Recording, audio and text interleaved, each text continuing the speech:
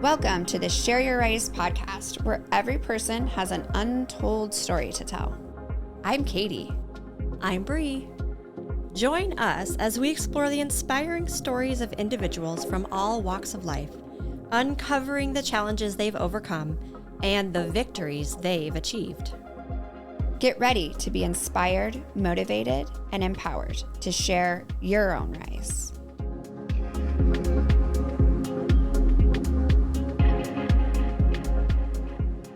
Hello, and welcome to another episode of the Share Your Rise podcast. Today, I am personally super excited to be here with my good friend, Emily Rose, in her beautiful therapy office.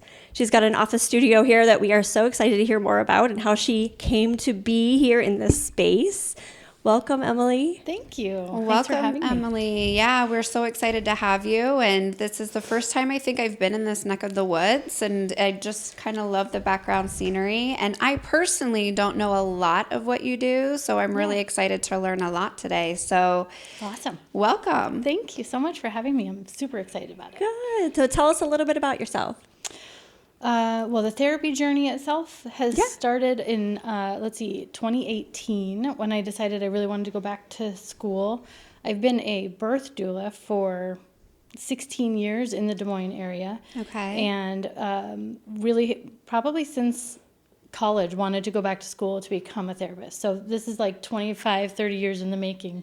But I stayed home with kids instead and then went back to school when I was like 40 some years old. Yeah. Oh, I love that. So we're excited the next to hear chapter. about it. Absolutely. Yeah. And you and I have been friends for over a decade. Since our babies were Yeah. younger. Yeah. And living in the birth world together when we were younger and having young moms in the holistic, home birth community. Painting our bellies with Painting our henna, doing bellies. mother blessings and all of that. Yes, absolutely. Oh, so exciting. Well, one of the things with Share Your Rise, our podcast, is we particularly like to go back to your roots. Yeah. So one of the things we're going to be kind of wanting to know and explore with you is just kind of tell us about how you grew up, where, was it here in Iowa, mother, father, siblings, that type of thing. Sure.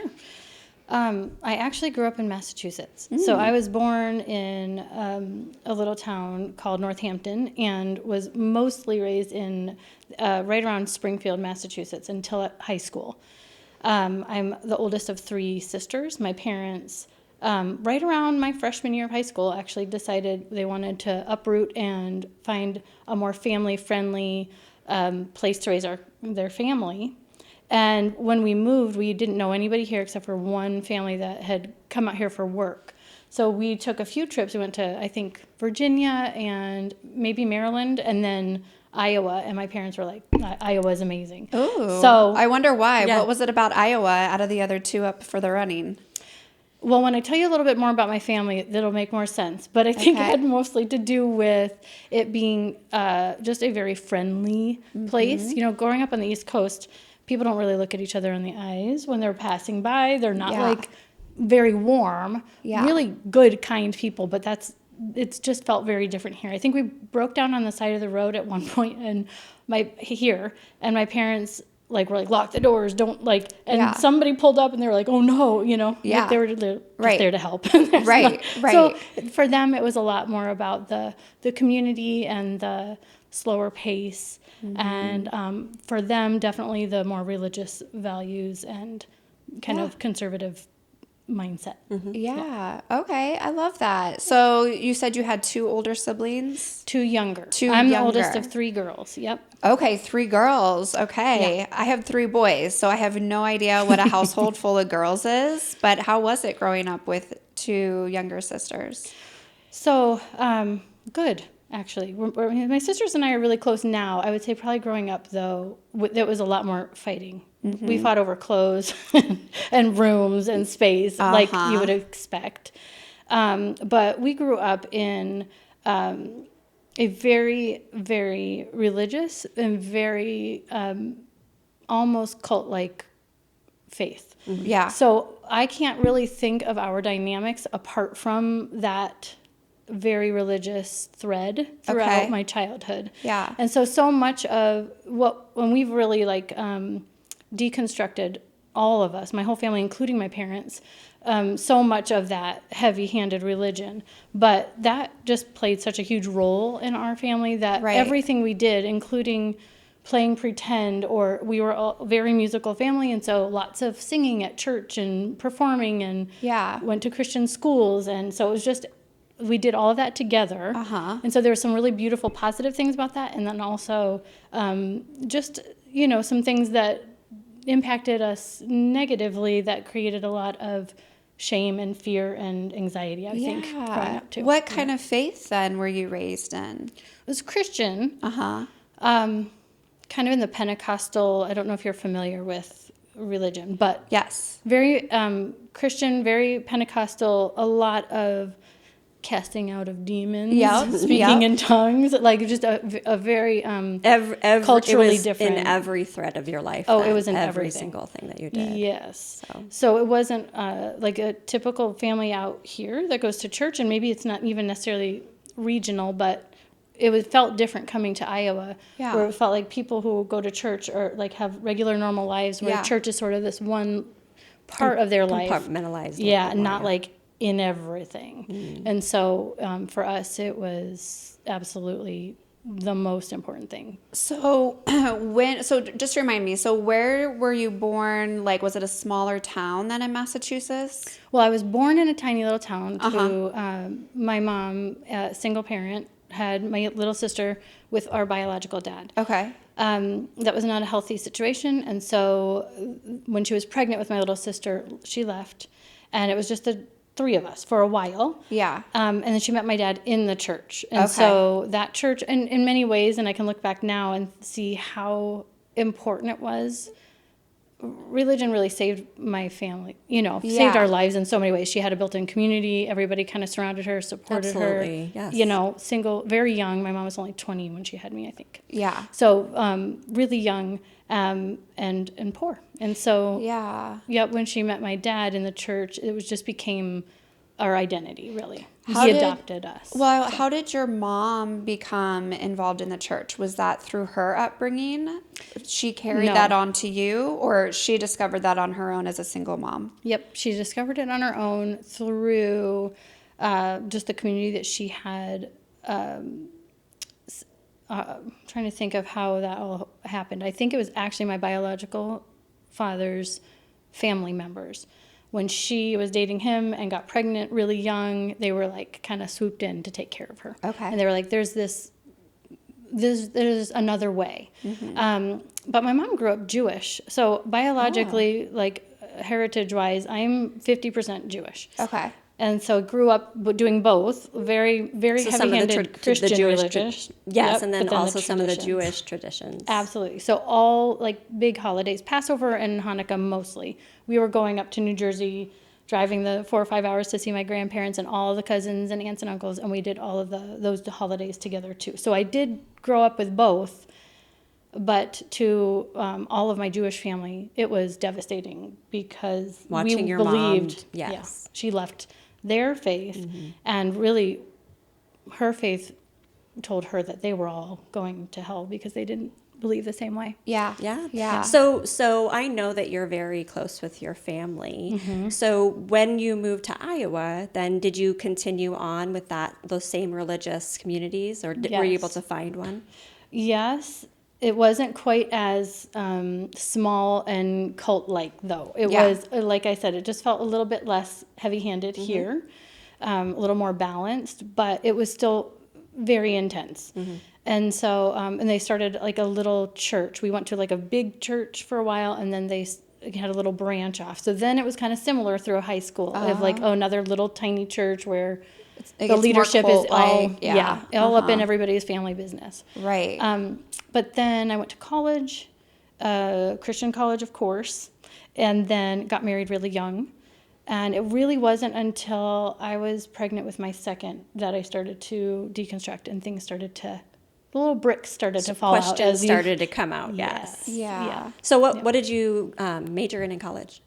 My major was in Child and Family Services at Iowa State, is where I graduated from. When I went to the little college up in Minneapolis, it was elementary ed, actually, I think. I always wanted to work with kids. My whole life growing up, I knew I wanted to work with kids. So I did that route. Even though religiously and otherwise, really all I actually wanted to do was be a stay-at-home mom. Yep. And Yeah. you did that with And I flying did that. colors. Yes, I did. You managed to do Yeah. both of those. Yeah. I love that. So I kind of am interested, like when you say deconstruct, you've said that a few times talking already this morning with us or this afternoon. Yeah. And so when you were at Iowa State, you wanted to go into education, but then have you always been kind of like a self-discovery person, like looking inward and kind of figuring things out? Like when we go back to the religion, for example. Yeah. Like what age do you remember feeling like this is kind of doesn't feel quite, were you 12? This is sus, like yeah. the kids would say, right? This Yeah. is sus. Yeah. I was young Uh-huh. when I started questioning things. Yeah. So I will say, because everybody's really complex, right? Yep. So in some ways, I grew up with very black and white thinking. Mm-hmm. And in other ways, my dad especially, who adopted us when I Yeah. was 6, was also very pro asking questions and Yeah. pro challenging, and really wanted us to have our faith be authentic He to was ourselves. building those critical thinking skills. He was, Yeah. even though he That's didn't really actually want us interesting. to challenge the faith. I mean, he Yes. did and he didn't, right? Yeah. So I was distraught over the things that we were learning growing up about punishment and death Yeah. and hell and, so I was always terrified of going Yeah. to hell. It and I installs a remember fear Oh my into God. you. Like Yeah. I would become a Christian every night before bed, like afraid that I was going to die with unconfessed sin. And, Yeah. it was a very scary for a kid. You can't give a kid a choice and tell them like you can believe or not, it's your choice, but if you don't, you're gonna die and be in hell forever and burn in eternity. That's not a choice. Right. Right. So I was sick about it all the time, and Yeah. so I had a lot of anxiety. I had trouble falling asleep at night a lot of the time, and I would ask those questions like, how come people in other parts of the world Yeah. who grow up Buddhist or with Islam or Muslim Muslim, yeah.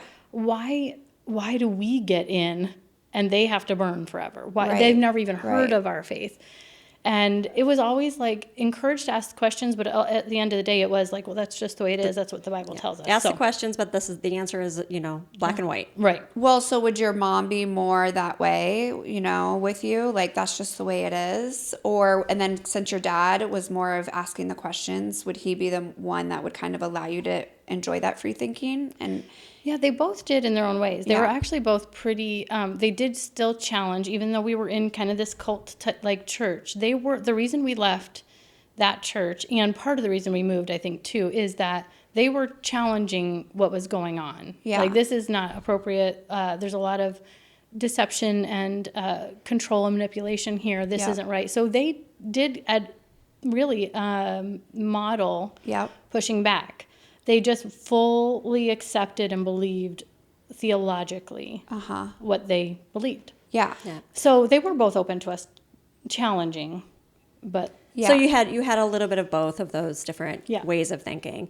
So you have two children. yeah. And I want to hear more about, like, as a young mom, you're at home with your children Yeah. already, and you've graduated from college in family and child services. Yes. And here you are at home with your two of your babies. Yeah. So at that point, were you instilling those same Christian values into your family? Yeah, absolutely. We went to church. It was definitely different than the church I grew up in. So definitely more kind of the Iowa way of like church, but chill. Yeah. But it was still pretty heavy-handed. And my 3-year-old Elliot was very, he's my oldest. He's 23 now. So this was 20 years ago. But Yeah.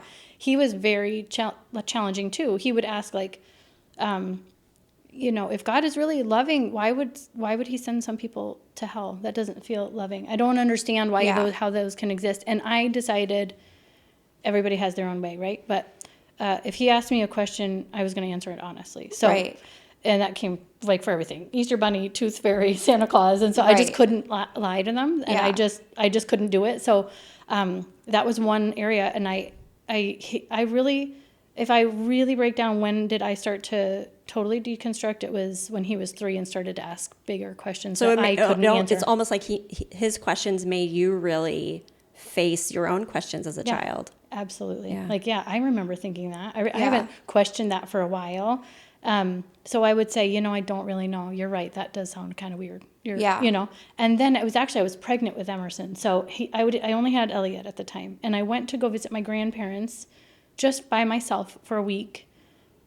So I flew from Iowa to New Jersey. Yeah.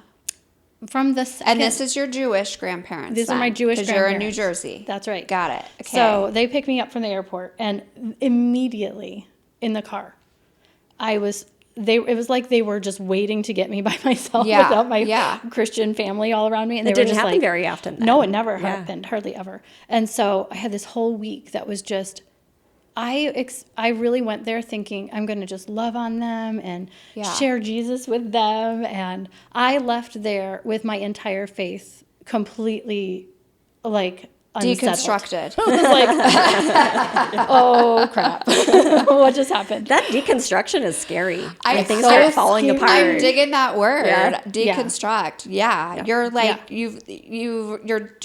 you're an analyzer. You can Yeah. tell. And like now here you are. So tell us about that because that's interesting. Yeah. I mean, how did that look? Like how long were you there? A couple days, 3 days? I was there for a full week. Okay. I think almost a full week.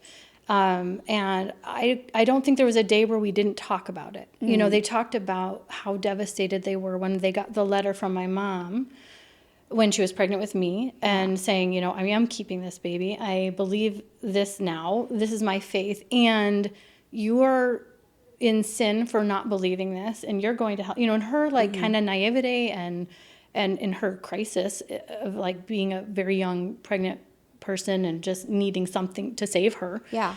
And very earnest and well-intentioned, just laid on thick the shame of our Jewish heritage. And for them, they were not particularly religious. It was Yeah. more that being Jewish to them, There's a lot of history there. so much history. Yeah. And to Yeah. turn your back on your family and not Your just culture. exactly Yeah. walking away from your culture and then saying all of the rest of you who choose to stay in that are in sin and are Right. going to hell Yeah. was awful for them. Yeah. It's a double Absolutely. whammy by far. Yeah. Yep. Definitely So close that's things what up. we talked about all week. Okay. So how old were your kids at that time then? So my oldest was 3 and I was pregnant with Emerson, Okay. my second. So you- they're babies. So I mean, I didn't have. you go home from this trip. Yeah. And then what next? What happened? So I was like, well, oh shit. Like everything's different. We still went to church. And you're married. Your husband is Yep. going to church with you. You're going as a family. Yep. Yep. And I did. And I kept doing that, but I started to ask more questions. I started Yeah. to say, I don't know if I buy this. I don't understand why women can't speak in church, why a woman couldn't be a pastor. Yeah. I wasn't quite challenging much deeper than that yet, even though everything felt rocky. Like, is it really true that God only has this select few and that's it? Nobody else gets in and everybody Right. else. And so, fortunately, my husband at the time was also a very open thinker, and he probably started to deconstruct way before I did. Yeah. Well, So that's it worked good. out. Yeah. That part was very cohesive and did not feel contentious at all. Right. And it really, though, was still another probably 5 years before we actually left the church. Okay. Okay. And then, so how old were your kids at that time? When we left, Yeah. I think I was pregnant with my 4th. So I would have had a 7-year-old, a 4-year-old, and a 2-year-old. All boys. All boys, 3 boys. Oh, that's I was me. pregnant with my yeah. 4th, which is a girl. And Oh my gosh. If I would have had a 4th, you right? just have to keep going. Yeah. See, oh you my gotta God. keep trying. I It's not too couldn't. late. Oh my God. Yes, it is. So did never you know. find out when you were pregnant with Scarlett? Yeah. Did you find out that she was a girl? Yes, I did. I always found out every time, except for the last one. Hazel was such a surprise. Yeah. I have 5 kids, right? Okay. It's 3 boys and then the 2 girls. And I was like, I just need to know if I'm having 4 boys just to like prepare myself. Right.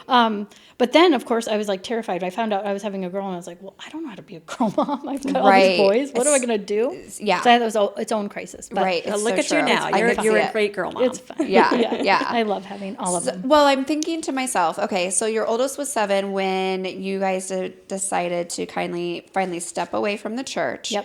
So they really didn't have that much influence on them at that that time then? You know, they talked about it for a while. Like, and But they being your oldest? Yeah, my 7-year-old and probably 4-year-old would still like have the Bible verses. Oh my They would, gosh, they yeah. had 7, is probably right at that Yep. age. I don't know if my other ones remember going to church, Yeah. but I think he does. Yeah.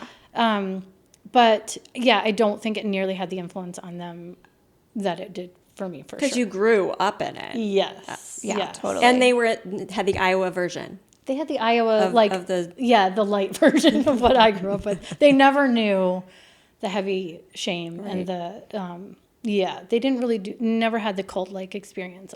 Yeah. So then, but when you left the church, was there a new faith then, or way of practicing your faith that you inherited that you decided to take on, No, I think, the 5 years or so between the kind of my oldest questioning things and that week with my grandparents, from then until 4 or 5 years later when we really did leave, it was a slow undoing, right? It was a very gentle, it was painful. I mean, if anybody who has done that work, I think would say it's one of the most incredibly scary and painful things to go through, because it's like a breakup a little bit, Yeah. like just painstaking, and you can't deal with it. You can't explain it, that feeling. and you can't you can take the girl out of the church, but you can't really take the shame and Right. the fear. That's part of the Yeah. deconstruction. Yeah. So now that you are completely removed from that, and it's been years, Yes. do you ever still feel that pull, like that shame or that guilt?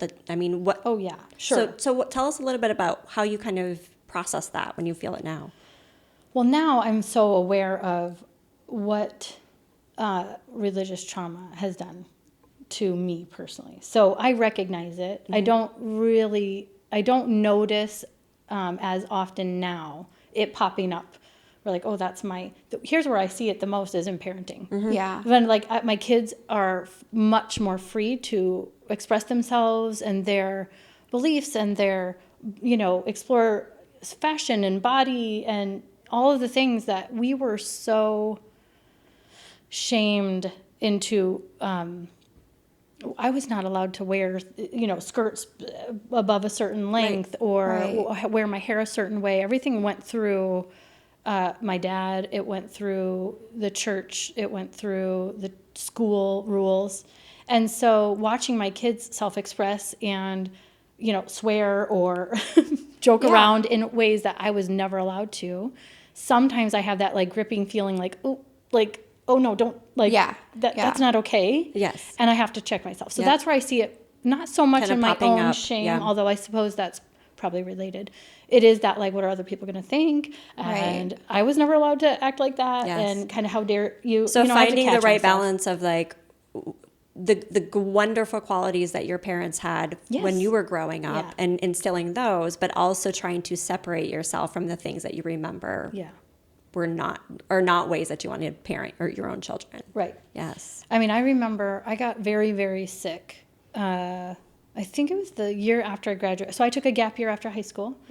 And I was only 17 when I graduated, 17 and a half, not even close to 18 yet. So I needed time. And I graduated and I stayed home for the year.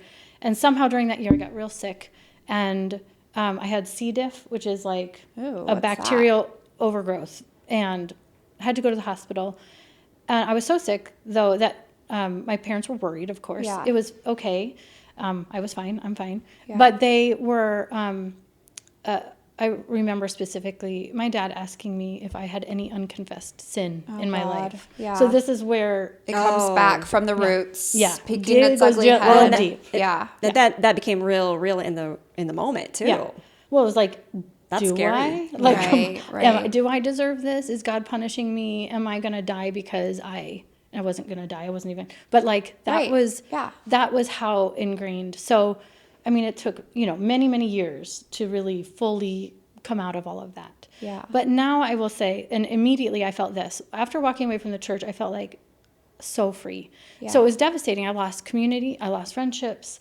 It was difficult even with my family for a little while. Yeah. But it ultimately felt oh my gosh, I have A weight lifted. a big weight Yeah. lifted. Oh, yeah, and absolutely. this filter of judgment and sin and shame Right. that was like gone. I mean, as much as it could be gone that quickly, but where I was able to like love people and have friendships that had no ulterior motives. I could Right. just be with my grandparents and just love them Yes. without any, I don't need to change you. Yes. It's not my job to What a fix freedom, you. Oh my yes. gosh. I think what the church tells us is like, there's always an ulterior motive. It's your job to save people. Right. And to change how they believe, and whether it's overtly or covertly, the goal is to save everybody. And you Yeah. cannot love people if you're trying to change them. That's not actually possible. Right. You Yeah. cannot. Right. That's not That's true. so important. Yeah. And so that felt like the most freeing thing, is I can just be in relationships with people and just get to know them and be curious about them and have zero desire to change them. I love that. I'm felt just real. really interested because, like, you know, I was also raised Catholic and followed all of those traditions and all of that stuff. So I'm really relating to everything that you're saying. So I have to ask you then today, sitting there in that chair, what is your relationship with God? Do you have a relationship with God? Well, but that's Because- a I big know, question. like, woo. You know why? Yeah. Because I don't practice everything I do Right. when I was raised, right? But I still have a relationship with God. I feel myself as more spiritual. Yeah. And I can be a Buddhist and practice, Buddhism if I'd like, Om Shanti Shanti Shanti, Hindu things. I can do whatever I want because there's no limit. I decided Yes. to open my eyes and be whatever I want to be because there was no limit. So when my dad will criticize me, like, you need to bring children to church, you need to go to church, you're moving away from God. I'm like, don't worry about me. I have my own relationship with God. Yeah. So I'm just curious. It is a big question, and only in your comfort level, Yeah. answer. Okay, so this really brings me to the question of today, sitting in that chair, what is your relationship with God? Yeah.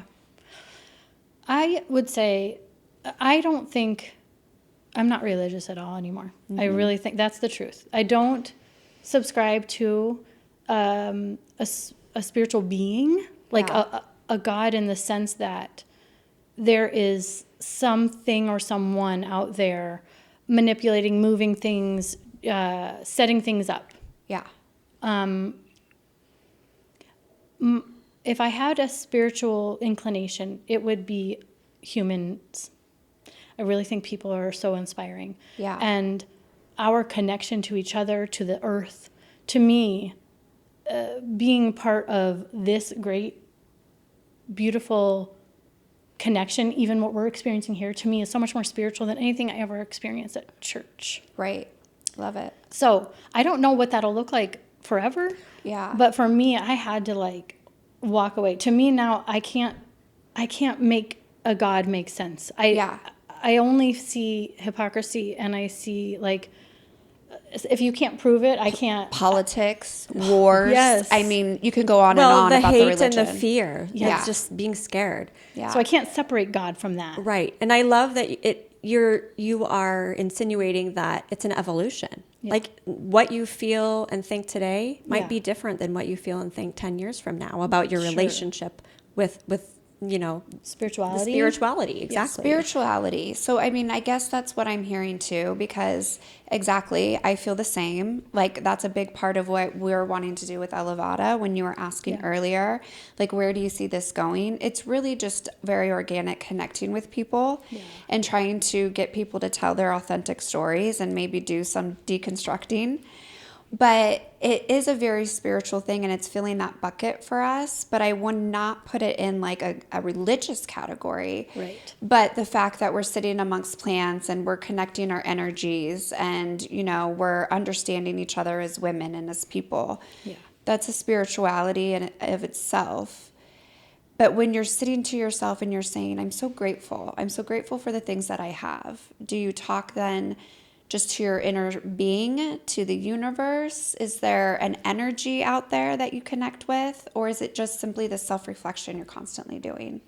I think it's, for me, a lot of self-reflection, but I do kind of tend to think that we're all connected, that this is what's bigger than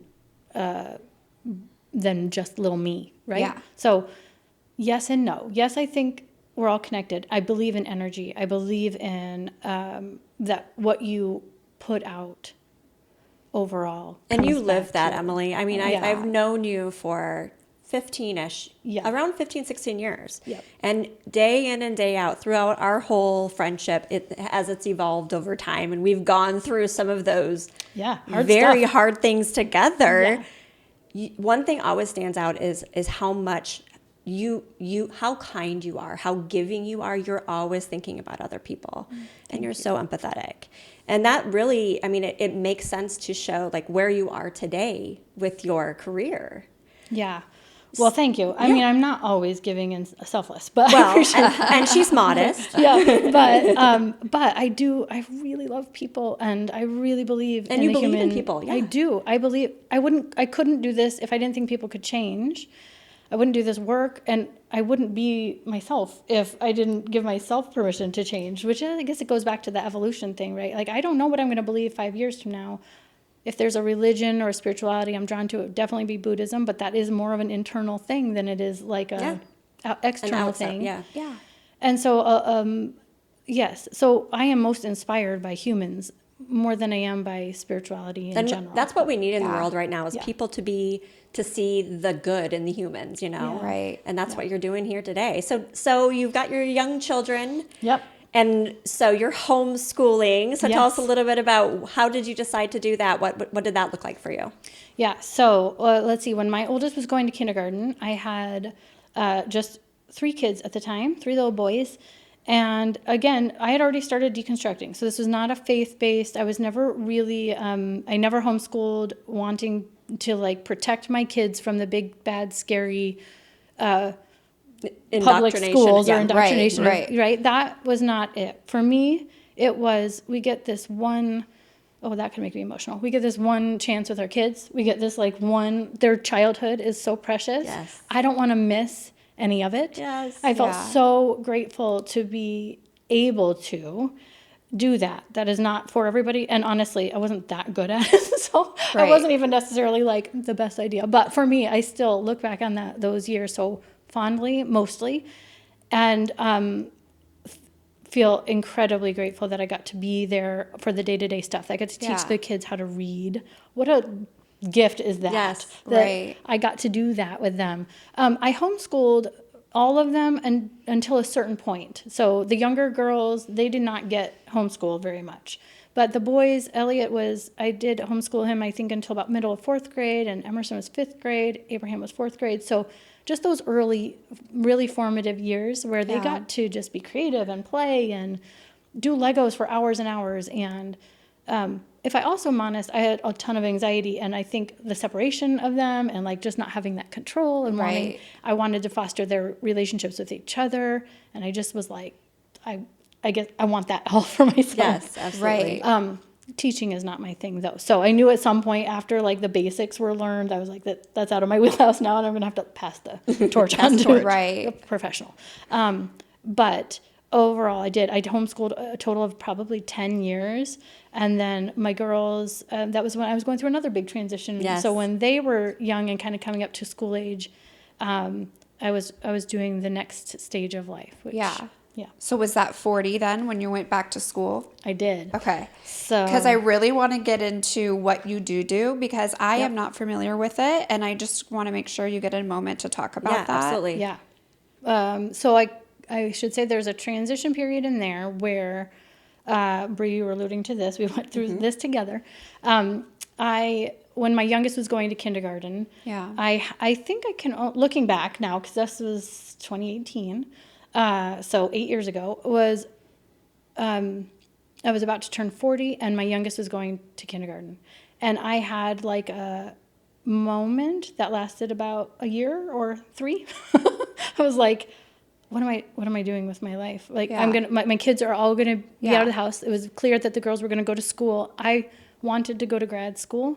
My husband at the time was like, we don't really have money for that. The kids are gonna be starting, middle school, high school. We have to save for college. Like, we can't really do that right now. Right. And it just felt like a dead end. What am I gonna do? I was doing doula work, but I didn't want to do that full time. It's exhausting. And I was like, I I knew I wanted to go back to school for this. Yeah. But because of all that transition, I think there's something that happens for women in their 40s. Totally. Absolutely. Yep. Okay. 100%. I was like, right? Oh yeah, totally. Little bit. Yeah, yeah. It And then Elevada was born. See, it's a whole thing. It's a real thing. Right. Where it's like a chance to take stock. Is this the life? Is Yes. this it? It Like, is. That's a good way to explain it. A chance to take stock. Yeah. Yeah.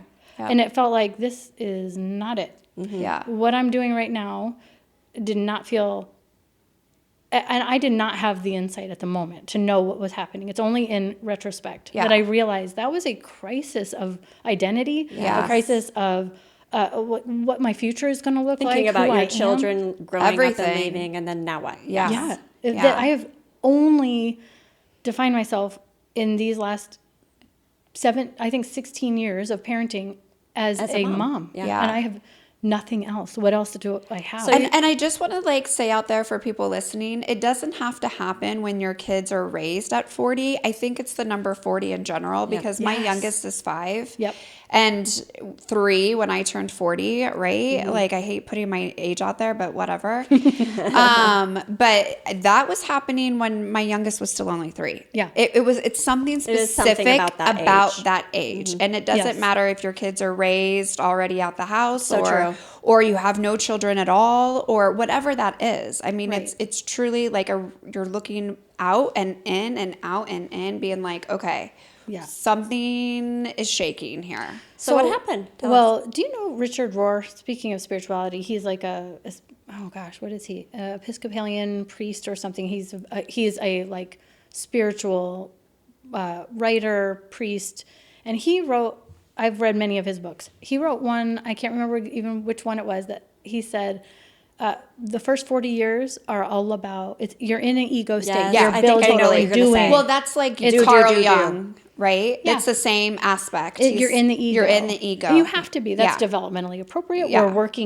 We are kind of working toward identification, but it is about building family, career, all the things. All the do's. Yeah. All the do's. Yes. And then something happens around 40 for humans, and I think, honestly, I'm women, where we shift into being. Who are we? Exactly. And Yeah. like, how do I start into a settled place? Like, Right. I joke now that I'm like preemptively, I'm like prematurely entering my granny area. I don't have grandkids and I Yeah. don't expect them anytime soon, but Yeah. I'm tired. I'm done Yeah. with like building and having pressure and intensity. You're I'm fine ready to tuning the rest. things Yeah, I that love that. that you don't want, Yes. and versus the things that you do want to keep in your Yes. life. And then the energy I'm putting into the things that I do want don't feel so exhausting. Right. So we're here in your beautiful office. yes, we have to And- get to what you're doing. what am I doing now? Because I'm just guessing at this point. Emily, Yeah. yeah, Emily Rose Therapy and Doula Services. Yes. Is that the whole title? Actually, my business is just called Emily Rose Therapy. Uh-huh. Under that, I still do some doula work, but that is not as much. I'm mostly focused on therapy. So, long story short, I kind of imploded my life when I was 40. I got divorced. I became a single parent with 5 kids, and I put myself through grad school. Oh my gosh, doing doula work. I mean, I Yes. cannot believe I was doing 40, I know. 50 I births think a year. back to that those Wow. times, how intense it was for you. It was so intense. Right around, well, I started in 2019 and then 2020 happened too. So it became like, whew, my world got real small real fast. Yeah. My kids and I moved into a house in March of 2020, right during the pandemic. yep. And then I spent the next 3 years doing grad school, mostly from home because we went virtual. Yeah. My kids were home a lot, mostly Yeah. virtual for that first year or two. And we just had a ton of time together, which Right. was like, I couldn't think of a more perfect timing. It was like weirdly back to homeschool years. Right. Where it's like, I didn't think we'd ever get this again. And so Right. we had this time together. I did grad school. I did a ton of births and took out a ton of loans to like get through all of that. Yeah. And then through the channels you're supposed to go through, I graduated, passed the board exams or whatever they call the Congrats. licensure Yep. exams. That was 3.5 years ago. Did 2 years of a temporary license. That's the rules in Iowa. You spend 2 years underneath someone else. Yeah. So I had a supervisor, great guy named Rich Webster here just across the street, actually. worked for him in a wonderful little group of other therapists where we got a lot of feedback every week. We met 90 minutes a week of just so rebuilding that community. It was really Yeah, rebuilding love that that. community. Yeah. And that, I mean, this was your Feedback. community, Yeah. right? This, like, Valid. you have flourished. Yes, and like yes, with a lot of mentorship, Absolutely. and support. So Richard, Yeah. you'd consider him a mentor. Yes, he did. I felt like when I would share, like, oh my gosh, mostly in the beginning, especially, it was just that who's gonna figure out that I don't know what I'm doing? Oh gosh, imposter syndrome. Imposter syndrome. Yes, I had that so in spades. I was like common. a wreck. Yeah. I don't know what I'm doing. Yeah. How am I going to help people? I get that think every about that day. every day. Seriously, for sure. And he would like literally put he did this a couple times. He has a weighted blanket like in his Yeah. office. Put that on me and be like, sit down, take some breaths. Yeah. Try to ground you. Yeah. Yeah. And like he would say, you're not going to nick an artery. Like, Yeah. This is not brain science. This is actually, well, it is brain science. It's not brain surgery. It is, you're just going to sit with people and you're going to be attuned. And you Right. do that naturally anyway. Yes, You're you just do. having conversations. You're just going to be yourself. I take a deep breath and I go back out there, right? And so because of that feedback and the group that we had that was really supportive, Yeah. I did flourish. I did grow into my own. And then I did that for 2 years. I got my full license. I stayed on as his employee for 1 more year. Yeah. And then just financially, it was like, I gotta move on. I have to figure out how to like get out of debt now. Right.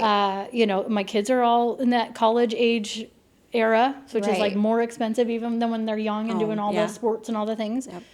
And so it was time to like take a leap, and that's where this was born. And it's beautiful. Right. This Thank is you. such Yeah. a beautiful office. It's an awesome vibe, like right away. I love it. Like it is. I'm so lucky. I'm excited pinch for the myself. springtime. Right now know. it's snowing. It's the Ides of March. The today, blizzards are starting. and it's blizzarding. Yeah. But this spring it's going to be beautiful. So what do you offer here in your office? So this office has 6. There's 6 of us practitioners in here. I'm not anyone's boss. They all have their own businesses. Yeah. But the other 5 people who work here pay rent. So I hold a lease, and then I sublease out all the other offices. So there Yeah. are 4 other therapists and 1 massage therapist here, Yeah. plus myself. Right. And so we're all doing our own thing now, but we're creating our own little community. We don't all know each other super well yet, but starting in April, we're going to start to meet monthly and do kind of that group consultation like I had at our old place. And so we're going to come in, we're going to share, with permission from our clients, share, hey, we need feedback on this case or that. And really, ethically speaking, therapists should be in community with each other to Yeah. have that feedback. Absolutely. And so we're going to start doing that, and I'm really looking forward to the connections that we'll make. We've only been here since, I started first week of January here, so it's only been a couple months. Oh, really? Oh, yeah. Okay, this is perfect. This is new. It's Yeah. already Yeah. it already looks like you're so established here. So Right, it's great. right. Well, so then this brings us to your next chapter Yeah. because you just started this in January. So one of the things we always like to ask people is, what is your legacy? What do you see yourself in the next couple of years? What's your goals? What do you want your kids to think of, your grandkids to think of, like when all of this is done? That's a big one. No pressure. You know what? I don't have like big dreams and goals for the super like success or money or whatever. I want relationships. I want my kids to feel safe talking to me about what they're going through. I want to establish to them that they know without a doubt that no matter what they're going through, like I'm here for that. And honestly, Yes. I can very honestly say I don't know that I created that for them when they were younger because I had so much anxiety and I was in my ego phase, right? And Yeah. trying to do everything right and gripping. And I have to do that now. I have to show them now, like, yeah, I was anxious and I was controlling and I struggled and I didn't do it perfectly. Yeah. And you don't have to be perfect either. And we're going to figure this out together. So if I am being honest, my biggest dreams is just that my kids will still want to hang out with me and that we're Right. going to have fun together and that we make Absolutely. memories. And Yeah. I'm reading a book now, Atmosphere. I don't know.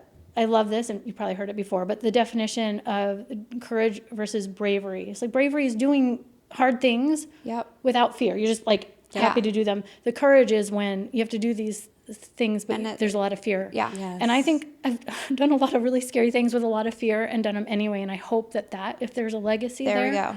is Yep. that you can be courageous, that you Yes. can push yourself to do things that are really scary. It's scary to start over in your 40s. It's Yeah. scary to go Absolutely. to grad school with 5 kids as a single parent with no money. Like that's Right. scary starting Right. over. It is. Yeah. Push And through the I still scariness, have. yeah. I'm still scared. I'm still Yeah. not exactly sure. I don't have like retirement figured out. That's or- life. That Yeah. means you're on the right track. Absolutely. Absolutely. If you're doing the scary things. If you're doing the scary things and then you're facing, your fears. Yeah. And Don't let anxiety Yeah. hold you back from doing the thing that Yeah. you want to do. So Absolutely. So I love that. I mean, that's where people are out there listening. Yep, That's what we absolutely. want them to take away. Absolutely. Is just go out there, face your courage. Yeah. It's okay to be scared. yeah.